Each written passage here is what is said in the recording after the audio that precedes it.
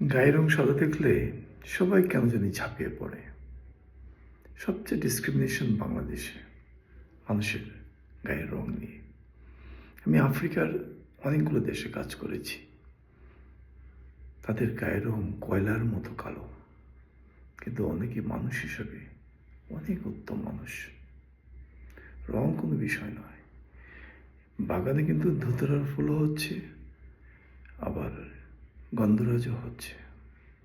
আপনি যদি ধুতরার ফুল বা একটু পাতা খান, তাহলে কিন্তু আপনি পাগল হয়ে যেতে পারেন, কারণ তাতে বিষ আছে।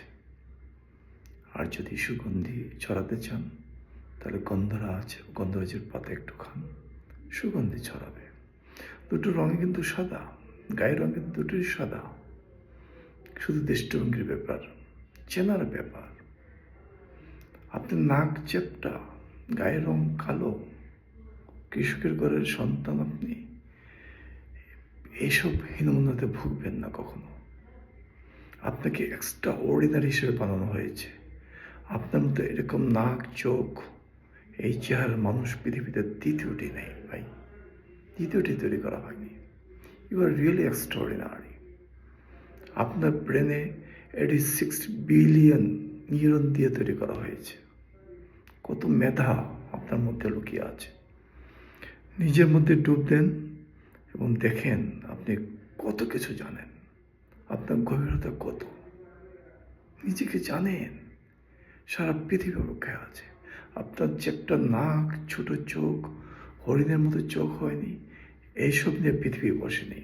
পৃথিবী জানতে চায়, what is your talent, really what is your education. আপনি বসে থাকবেন না, নিজের পথে নেমে যান এবং বিশ্বকে জয় করেন। সারা পৃথিবীকে নিজের দেশ মনে করেন। নিশ্চিত বলছি, গায়ের রং কোনো বিষয়ই না, চ্যাপ্টা না কোনো ব্যাপার না, হরিণের মতো একটি চোখ হয়নি, এটি নিয়ে পৃথিবী তাকিয়ে থাকবে না আপনার দিকে। পৃথিবী দেখবে আপনার ট্যালেন্ট, আপনাকে সার্চিং করছে পৃথিবী। সত্যি বলছি।